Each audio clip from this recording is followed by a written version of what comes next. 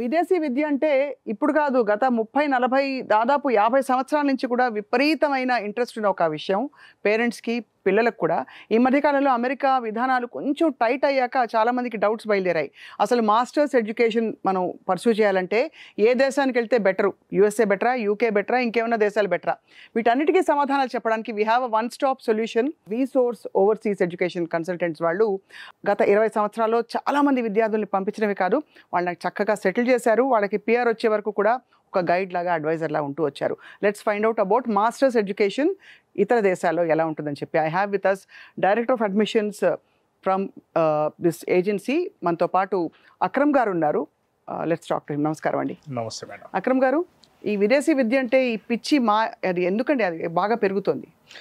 Madam, originality కనుక చూసుకుంటే టెక్నాలజీలో అయినా కానీ, స్కిల్ డెవలప్మెంట్లో అయినా కానీ, జాబ్ ఆపర్చునిటీస్, ఎంప్లాయ్మెంట్ ఆపర్చునిటీస్లో, ఈవెన్ దో ఇప్పుడు మన ఇండియాలో ఉన్నప్పటికీ మనకంటే అడ్వాన్స్డ్ కంట్రీస్ అయినా యుఎస్, యూకే, లేకపోతే కెనడా అయినా, ఆస్ట్రేలియా అయినా, అక్కడున్న ఆప్షన్స్ చాలా ఎక్కువ రేంజ్లో ఉన్నాయి. అవును.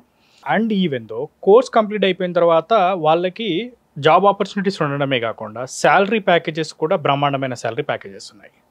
సో అందుకే దాన్ని దృష్టిలో పెట్టుకొని ఎంఎస్కి, మాస్టర్స్కి లక్షల మంది పిల్లలు వివిధ దేశాలకు వెళ్తున్నారు. రైట్. భారతదేశం నుంచి చాలా మంది వెళ్తారు, ఎక్కువ మంది అక్కడే సెటిల్ అయిపోతారు కూడా.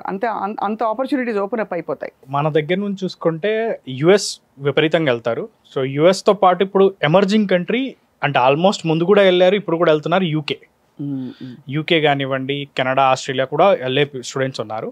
బట్ వరల్డ్ వైడ్ చూసుకుంటే కనుక పరిస్థితుల ప్రభావం కొద్దిగా డిఫరెంట్గా ఉండడం వల్ల మనకి రిటర్న్ ఆన్ ఇన్వెస్ట్మెంట్, ఏదైతే డబ్బులు మనం స్పెండ్ చేస్తారో స్టూడెంట్ మీద, ఆ డబ్బులు తిరిగి రావాలి. ఎందుకంటే మాస్టర్స్కి పెట్టడమే కాదు, ఆ పెట్టిన డబ్బులు ఏంటంటే మళ్ళీ తిరిగి రావడం కూడా ఇంపార్టెంట్.